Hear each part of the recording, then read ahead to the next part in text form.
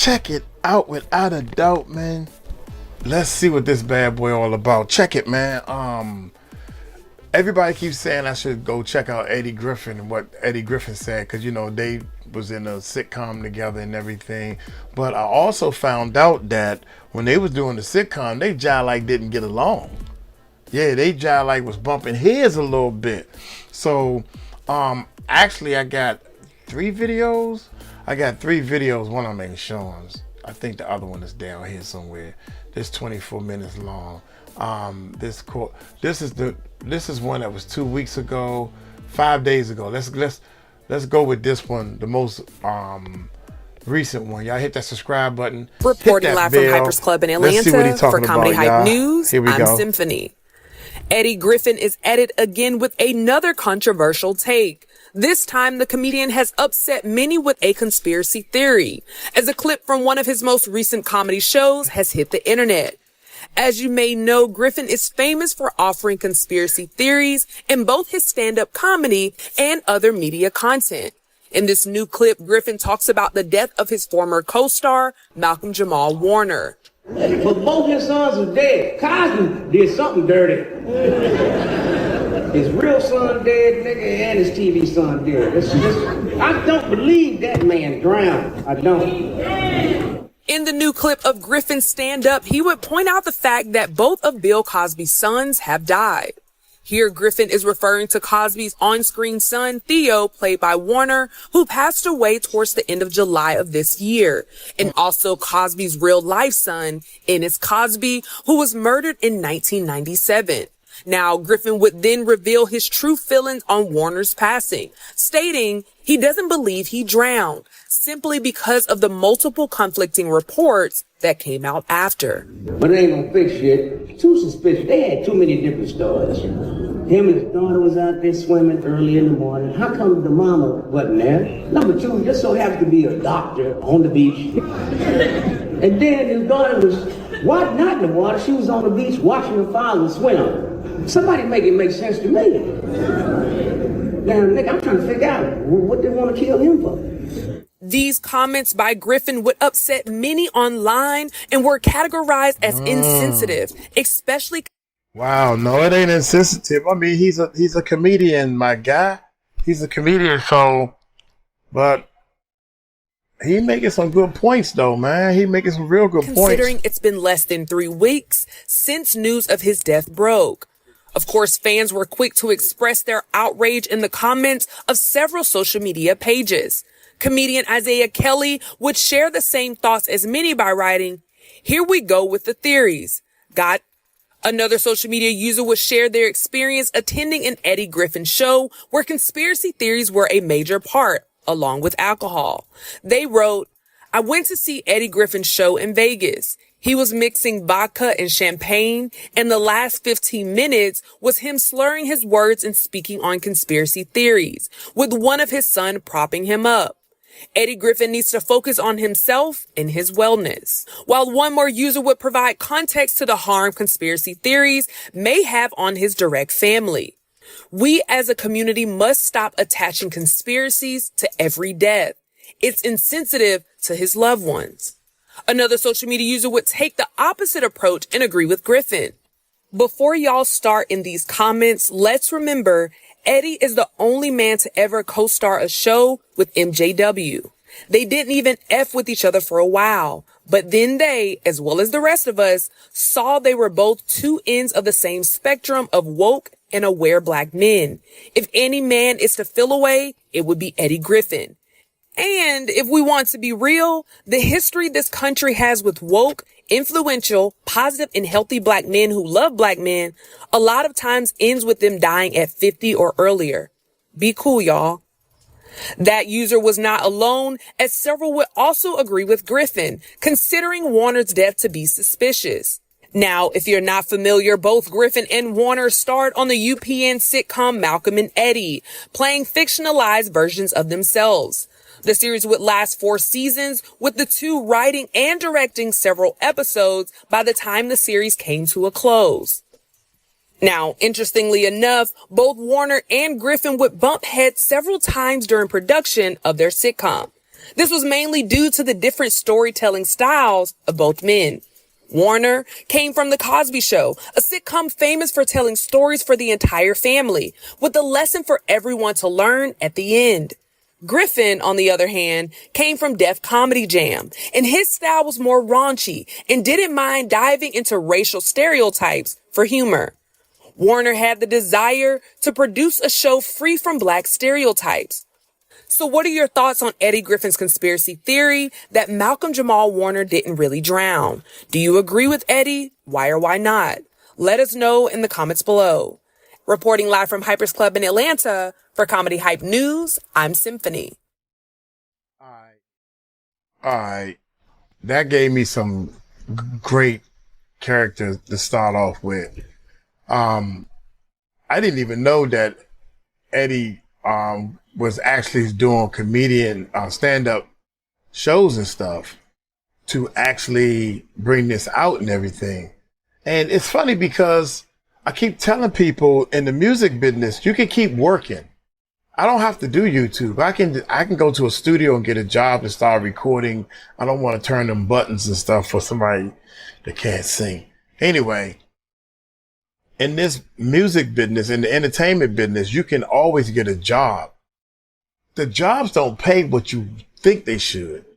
Like Eddie Griffin doing a stand-up, whatever he doing, probably making, I'm just guesstimating him, probably making $5,000 to $10,000 a week.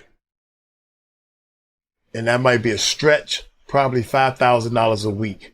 Yeah, is what he makes. Doing what he doing. And then he'll stop for a little while, he tired of it, or whatever. But my point is, it's better than a 9 to 5. I ain't getting no 9 to 5. No, I ain't doing that no more. But anyway, I said all that to say nothing. Let's check out this second one, man. This second one right here. I'm trying to give people some real life stuff. Eddie Griffin tries to warn Malcolm before his death. Okay, let's see. Remember, pay attention, y'all. They have to let us know first before they can do anything to us. That's heavenly rules, right? That's how God laid it out for these little demon mother.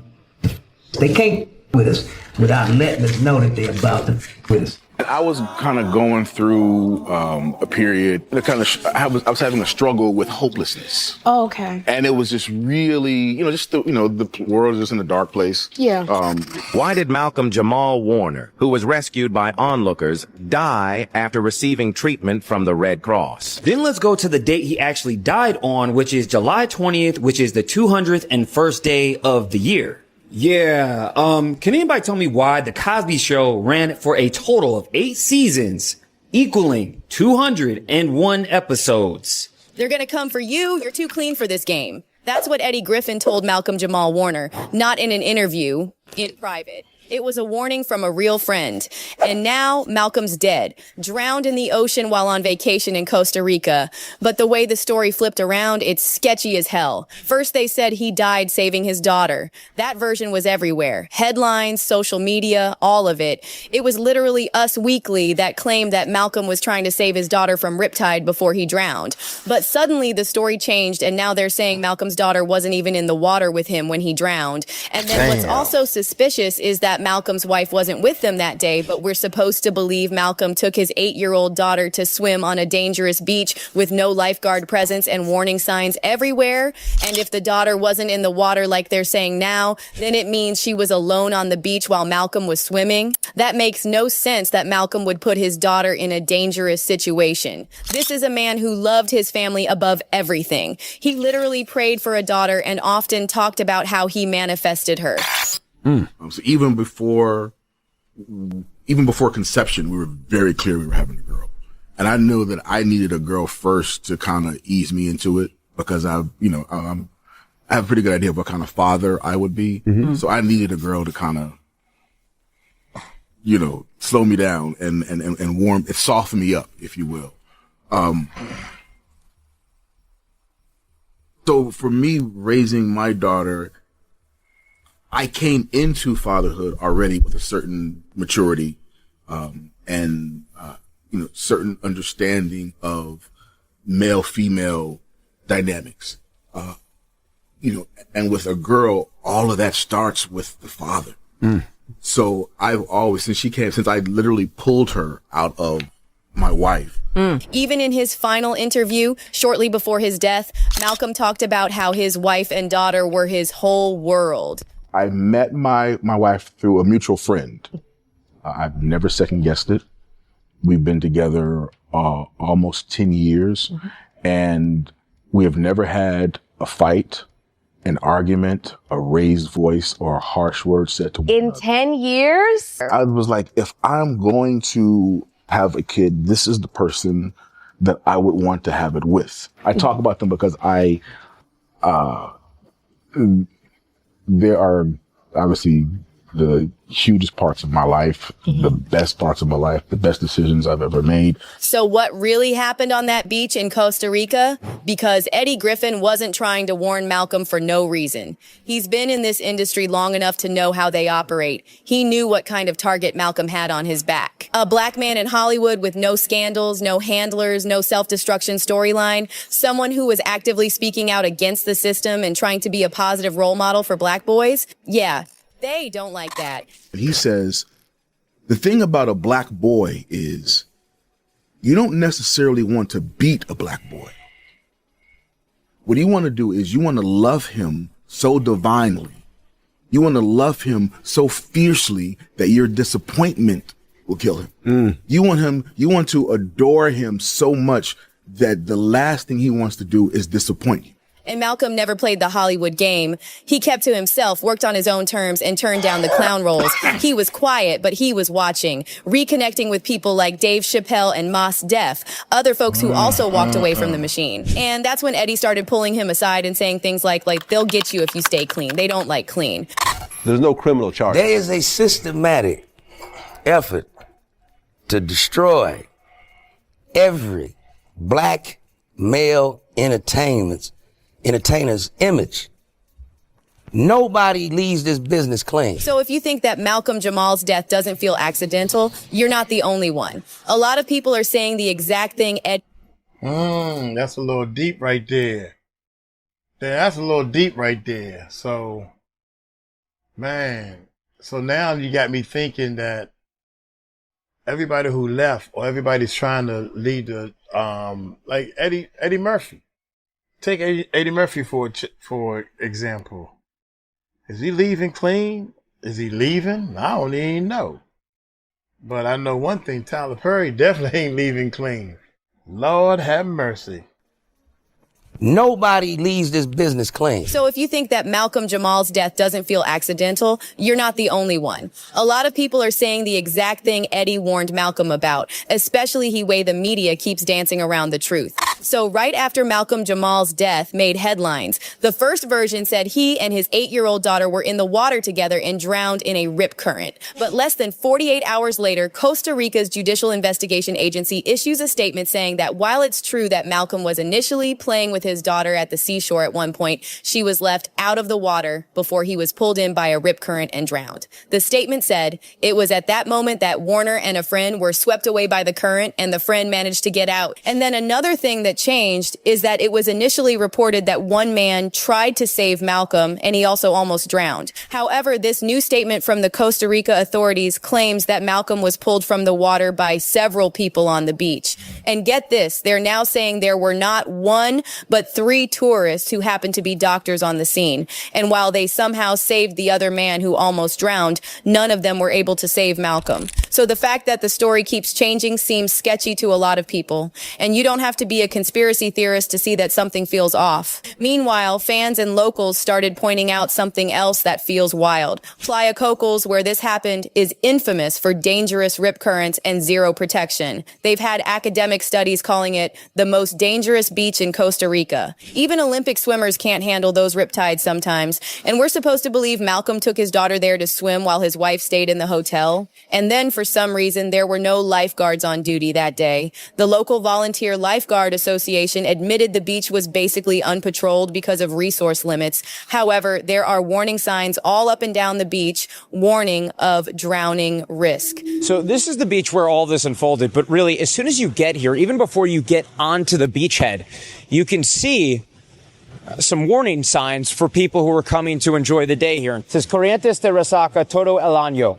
Basically warning people there is a current here throughout the year. You can see there are warnings for surfers. There's warnings about wave conditions. And then take a look at this massive sign says you can survive a rip current. Clearly, they're warning people about the conditions that can develop. And unfortunately, the conditions appear to have pulled out Malcolm Jamal Warner over the weekend. So let's think about it. They first spin a tragic rescue narrative with Malcolm's daughter. Then they scrub it entirely, then go silent. Meanwhile, the location is a known death trap with nobody watching and clear signs telling people not to swim. These are all major red flags. And if this was truly just an accident, why does the story keep changing?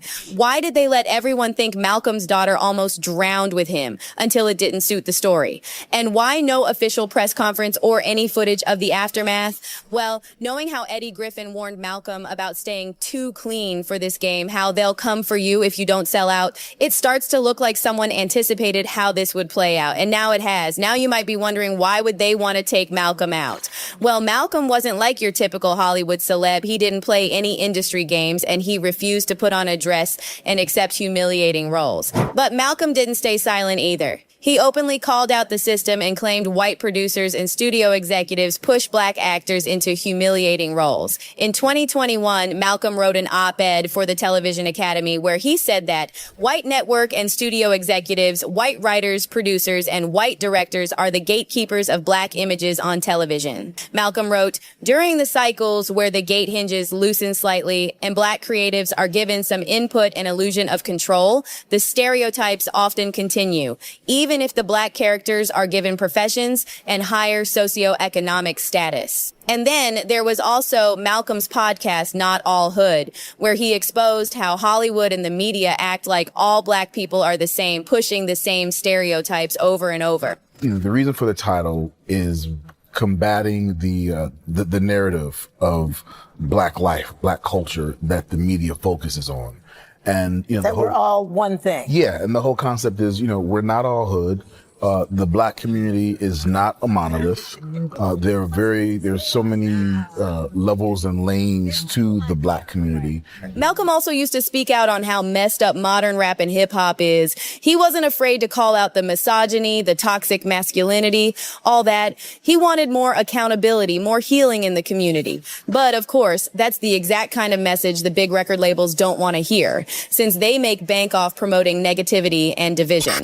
There should be a moratorium on both of those words in hip hop because it's low-lying fruit. It's so easy. Everybody does it to the point that it's corny. Like there are MCs who I love, who I cannot listen to anymore because I love J. Cole, but I had to stop listening to J. Cole because I got tired of hearing and as much as every two sentences because he's proven himself to be such a incredible lyricist. That you think it's just too low-hanging fruit for him to use those words. It's also interesting that when that whole Kendrick versus Drake beef blew up last year, Malcolm was one of the few celebs who didn't pick a side or feed into the drama. Instead, he claimed it was all a distraction and said it's sad how hip hop only gets mainstream attention when it's about beef, violence, or some other negative stuff. So you can see Malcolm didn't just toe the line or play it safe. He pushed against the narrative every chance he got. He refused to be controlled, refused to sell his soul, and maybe he got too close to the truth. And that's why Eddie Griffin's warning wasn't just talk. It was a real heads up about a dangerous game Malcolm was playing. And it's why this whole death feels way too convenient. And Eddie just sent another clear message that Malcolm was a threat to the system. Eddie posted a tribute to Malcolm on Instagram and wrote, "My heart is heavy today. For what the world lost was a father, a son, a poet, a musician, an actor, a teacher, a writer, a director, a friend, a warrior that I had the pleasure of going to war with against the Hollywood machine." But here's where the story gets even darker. Some insiders are now saying that Malcolm was digging into something even more serious than the Hollywood machine. Allegedly, he was planning to blow the lid off a secret that the elites would kill to keep hidden. And in one of the last posts he shared on Instagram, Malcolm wrote this: "It's just words. It's just entertainment. You're looking into it too. Deeply." Okay, because I know we can do better. Hopefully this leads to growth all around. The culture is on life support, y'all. Man, that's crazy, man. I think I got one more. Man. I think, is this it right here? I think this was it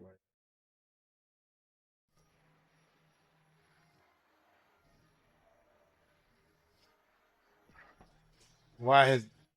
Why his death wasn't an accident. This is crazy. Welcome back to the Messy Sweet Spot, you guys, where we expose the secrets they don't want us to ask about. Today's story, it ain't just sad, it is chilling. The headline reads like a tragedy, y'all, but behind the scenes is looking more like a setup. TMZ said he drowned. People magazine said it was just an accident, but Malcolm Jamal Warner's family, honey, they're saying that don't add up.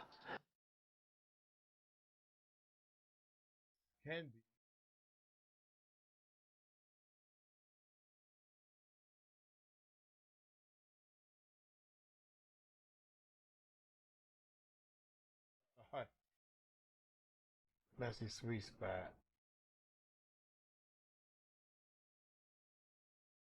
I'm sorry, y'all. Uncle Mike gotta get his thing together. Yeah, okay, long as it's a different one. Long as it's a different video. We already did the Messy Sweet Spot, but she talking something different. Here we go. And when I tell you, I'm on this vacation. story has many layers, baby. You better grab a notepad, because by the end of this video, you're going to realize exactly why they say Malcolm Jamal Warner death was not an accident. Let's lay out the basic blueprint, shall we? They say Malcolm went swimming at a beach known for its rough waves, right? They say the currents got him. They say the Red Cross showed up too late. They said it was just a freak accident, but his family isn't buying it, y'all. Word on the curb is that they immediately start asking questions when they heard the timeline, the lack of witnesses, and how many things just felt too off. And when a family who knows you starts saying, nope, that don't sound like him, you better believe it's time to take a second look. Now here's what got me heated. This man died on a public beach, a celebrity, in 2025, and not one photo, not one video, not one person posted about being there. Child, people be recording their lunch. You mean to tell me nobody caught this on camera? It don't make sense. The silence is louder than the screams, and Malcolm's family knows it. That's why they're allegedly being pushing behind the scenes to get the real truth, because this kind of silence, it ain't natural. It's intentional. And you know what? What makes it worse, they admit it. There were no lifeguards on duty. They knew that the beach was dangerous, but on that exact day, somehow, no patrols, no warning signs, nothing. Then after Malcolm's death, they want to redirect the resources and send guards out now? Now? So you're saying this beach was on your radar for years, but y'all waited until a black celebrity died to care? That's not regret, that's guilt. Now, baby, this right here is where everything just flips. See, the thing that tripped me out is people don't realize that people have already died at this beach. People have died at the beach already. Black, white, foreigners and everything, man. This is not the first death. And it ain't the first black person. I mean, the fact that somebody died should be enough. But because they black, this is the stuff I'll be looking out for. But at the same time, she also said, it's a beach. We just went to a beach. I'm down in the Philippines again, and we're going to go to another beach. And I'm going to look for some lifeguards at a beach. A beach and lifeguards. There's not a lot of lifeguards at beaches, y'all. So we got to keep that in mind, too. They had signs up. They had signs almost like swim at your own risk. I don't know. So you're saying this beach was on your radar for years, but y'all waited until a black celebrity died to care? That's not regret, that's guilt. Now, baby, this right here is where everything just flips. Just 48 hours before he died, Malcolm dropped he dropped what would become his final episode. The title, Not All Hood, and the message, Black survival is Black excellence. Listen to what he said. Black excellence is better. We just put black on it because we had to be better. He was talking about surviving a system that built against you. He was talking about reflecting. He was warning. He was signing off. And now that episode is being seen in a whole new light. A farewell or a signal. Malcolm didn't just act. He didn't just recite lines. He was speaking truth about identity, media stereotypes, and power. He called out the lazy narrative that all black people are hood. He called out the erasure of black intelligence, softness, and death. And baby, when you start making people think instead of just laugh, then that's when you become a threat. That podcast wasn't just content. It was a declaration. And 2 days later, he's gone. You do the math. You do the math. Now, this is where the family theory comes in. Sources say they believe he may have already been dead before hitting the water. They're allegedly looking to the possibility of slow-acting poison, a method used to avoid direct suspicion, something that wouldn't leave a clear trail, something that would look like a drowning. Baby, this ain't no theory. This is chess. And they might be moving in silence, but believe me, they're making moves. Because what the family is saying privately is starting to match what the fans have been saying in their guts. Let me ask you something, y'all. Why is it it's always the truth tellers that got out under mysterious circumstances? They always go out under mysterious circumstances. Look at Nipsey Hussle. Spoke out about ownership, gone.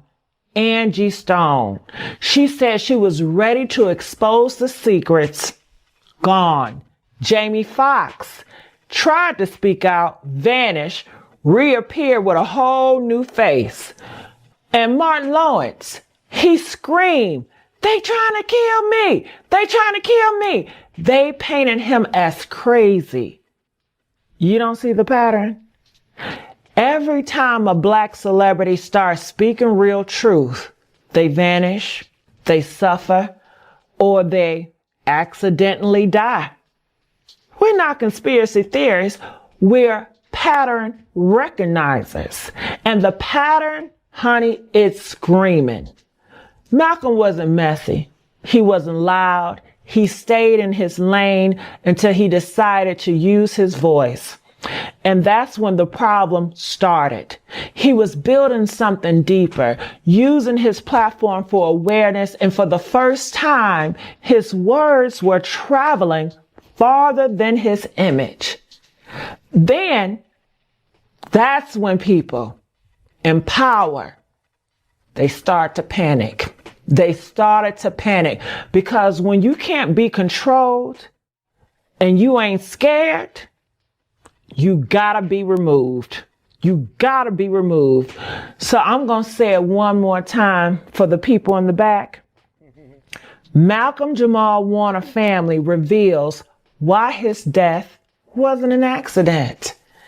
Not because they want attention, not because they're emotional, but because something just ain't right. If you feel it in your spirit too, I want you guys to drop a comment. We need to hear from you all. Was this really a drowning or was this a silencing? Because once a family starts digging, secrets don't just stay buried long. Honey, I got this video and I know I gotta react to it, but I just had to speak out about this. I had to tell you guys how I feel and what's on my mind before I react to this video. But I need you guys to make sure you guys like, share, and subscribe, leave a comment, and let's get into the reaction. Welcome back. We have some very sad breaking entertainment news to share with you. TMZ is reporting that Malcolm Jamal Warner, probably best known for his role on The Cosby Show, has died. People report that the 54-year-old was in Costa Rica on a family vacation and accidentally drowned while swimming. Stunning death of actor Malcolm Jamal Warner. Breaking entertainment news. Malcolm Jamal Warner has died. Malcolm Jamal Warner, dead at the age of 54 on a drowning accident. The heartbreaking news of Malcolm Jamal Warner's tragic death has shook the internet. New information has come out that is telling a different story, one that's got fans questioning everything we thought we knew. Now, initial reports called it a freak accident, but behind the scenes, the family has been fighting to keep certain details from being buried. Now, they're done staying quiet. There's now information that's come forward with chilling claims that Malcolm didn't just pass away, that he may have been targeted, and the timing of it all is just too convenient. We're talking cryptic warnings he reportedly gave just days before it happened. According to reports, this wasn't random. It was calculated, and the truth about what really happened is about to crack wide open. We'll lay out the story, but you tell us what you believe in the comments. Malcolm Jamal Warner's sudden passing left a lot of people stunned, especially because there were no warning signs at all. The official story was that he drowned while swimming at Clay Beach in Costa Rica during a family vacation. Now, that beach is known to have rough waters, strong undercurrents, and reports claim that those same dangerous conditions were present the day that Malcolm went swimming. According to local authorities, bystanders tried to help when they saw him struggling. But by the time Costa Rica's Red Cross got to the scene, it was already too late. He was found unresponsive. Shortly after, dead. Police were quick to shut down any rumors of foul play, saying it was a tragic accident and nothing more. Here's where things start to get murky, because while the public was still trying to process the news, those closest to Malcolm were already raising questions. Multiple sources say that his family doesn't believe the official story. Allegedly, they reported that details weren't adding up. And behind the scenes, they've been quiet, pushing for answers, because something about how it all unfolded has them convinced that it wasn't just some freak accident. It had to be something deeper. But what really has people feeling sus is how little information has really actually come out, especially since Blaze Beach isn't some hidden, deserted place. It's a popular public spot. On any given day, you'll find plenty of tourists, locals, beachgoers all over the area. The fact that not a single photo, video, or detailed eyewitness account has surfaced, it's a lot of alarms. Now, sure, most people would agree it's disrespectful to record someone in their final moments. In a perfect world, folks wouldn't know when to put the phone down. But let's be honest, when has the internet ever followed that rule? Especially when a celebrity is involved. Whether it's out of shock, clout chasing, or curiosity, someone usually hits record. So for there to be absolutely nothing, not even a blurry clip, a beachgoer's post over secondhand account of what went down, or someone trying to save him? That's not just strange, it's suspicious. And for Malcolm's fans and family, it's becoming harder and harder to accept that this was just a tragic accident with no strings attached. But what really has people raising eyebrows is the fact that there were no lifeguards on duty when Malcolm drowned. The Caribbean Guard later claimed that there weren't any lifeguards because of resource issues. But here's the thing. They also admitted that the beach had been on their radar for years because of how dangerous it is. So why weren't they patrolling that day? Why weren't there any signs that there's no swimming allowed? And right after the news broke, they put out a statement saying that they were now redirecting resources back to that same beach, plus another one known for strong currents. So yeah, it's not hard to see why folks aren't buying this timing, the excuses. It feels too convenient. Well, the timeline of what actually happened that day is another red flag because reports are all over the place when it comes to how long Malcolm was in the water, how many people tried to help, and exactly when emergency responders showed up. Those vague, conflicting details have only added fuel to the fire online, and people are asking if this was such a straightforward accident, why is the timeline so hard to pin down? But what really pushed things over the edge for a lot of folks is the timing of his death. Just 2 days before the drowning, Malcolm released what would be his final podcast episode, titled Not All Hood. In the episode that I'm about to play, he got real about survival, Black identity, and the struggle to rise above the stereotypes. There was even one line in particular that's now haunting fans. Black survival in itself is Black excellence. First time it made me think of Black excellence in a different way. Mm-hmm. Right? Like because Black excellence now is attributed to fame and money. Never. So that's been my issue. Never for me. With it. Mm-hmm. But now when I'm looking into the story, like black survival in end of itself is Black excellence. Because we've always had to supersede, do better, and more things have been put in our way to cross over. And see, the thing about it, I don't ever look at it as a subset. I look at it as special. Because excellence, white people mediocre. Always have been. They don't have to try as hard. They don't have to, because somebody else will come clean it up. We've never had that luxury. We've always had to be twice, 10 times as good. So Black excellence is better. It's just what it is. We just put Black on it because it is. We've had to always be that. We've never, no matter what we've done, and even when we're better than them, they still will find a way to put somebody over us. That's just what it is. Yeah, that message just hit different, especially now. For some, it feels less like a reflection and more like a goodbye, a warning, a final statement he may not have known would be his last, or maybe he did. Either way, the timing feels way too suspicious to ignore, and it's now become a major piece of the puzzle for those who don't believe this was just an accident. And then there's the part that really has people raising eyebrows. Malcolm wasn't just a celebrity. He was known for speaking his mind, especially when it came to race, power, and identity. In that podcast episode that I'm about to play, he didn't sugarcoat anything. In this other interview, he called out how mainstream media distorts the image of Black men, how society constantly tries to box them in, and how exhausting it is to survive when being silenced. Media focuses on. And, that we're all one thing. Yeah. And the whole concept is, we're not all hood. The Black community is not a monolith. There's so many, levels and lanes to the Black community.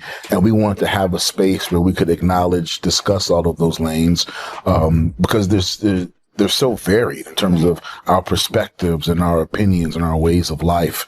And we wanted to be able to have a place where we can talk about all of those things, discuss all of those things, and shed light on the not all hood aspects of who we are. All right. And Candace, look, Now that kind of honesty made Malcolm respected, but it also made him a target. Fans are already connecting dots pointing to disturbing patterns. Outspoken black voices suddenly silenced, often under suspicious or unclear circumstances. And with the way that Malcolm went out so suddenly, it's starting to feel all too familiar. That same episode, Malcolm called out how the media keeps recycling the same tired, one-dimensional hood narrative while ignoring the depth and complexity of black life. He said it's not just lazy, it's dangerous. In his snippet, he talks about the fact that when all people see is trauma and struggle, it feeds the same stereotypes that have been used to box black communities in for generations. The name came from our third host, Wayusi Baraka.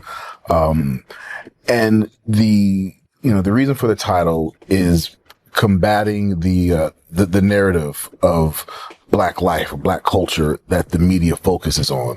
And, that we're all one thing. Yeah. And the whole concept is, we're not all hood. But what really hit home was how he flipped the entire idea of black excellence. Instead of tying it to fame, money, or status, Malcolm made it clear that just surviving in a world that constantly tries to erase you is the real definition of excellence. His exact words, black survival in itself is black excellence. And now, with the timing of his death, that message is starting to feel a lot more loaded than anyone expected. The timing of Malcolm's final podcast has fans looking way deeper than before. It dropped just 48 hours before his death, and for a lot of people, that doesn't feel like a coincidence. They're not just seeing it as a regular episode, they're seeing it as a statement, a message, maybe even a warning. Here's where it gets even more unsettling.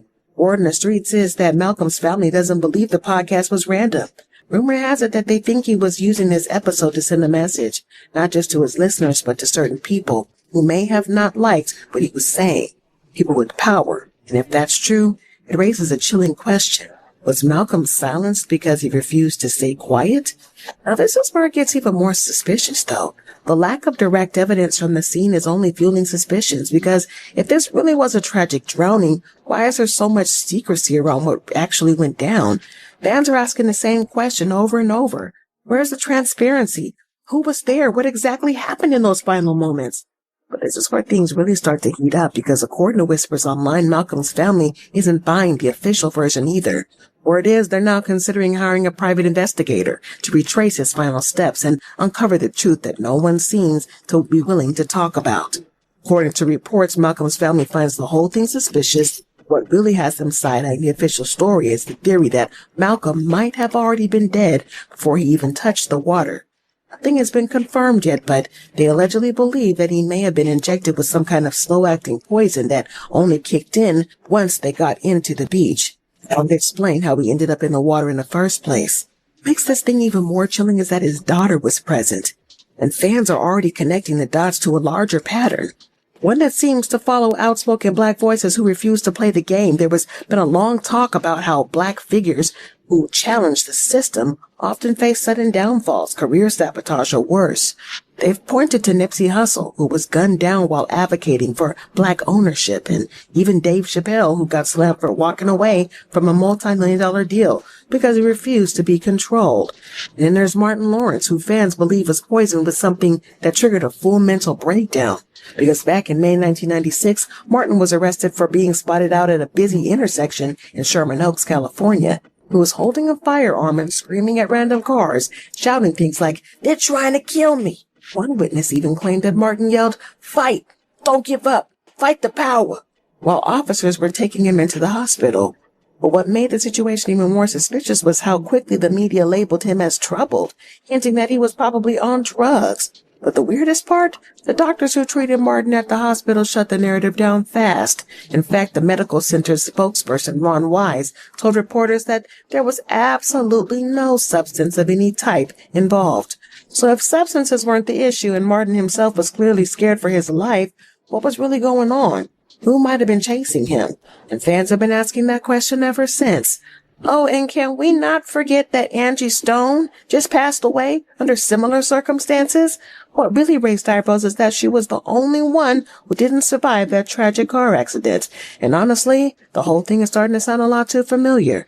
Just like Malcolm, Angie had recently called out the industry and hinted that she was sitting on some serious dirt. And some folks even say she knew way too much.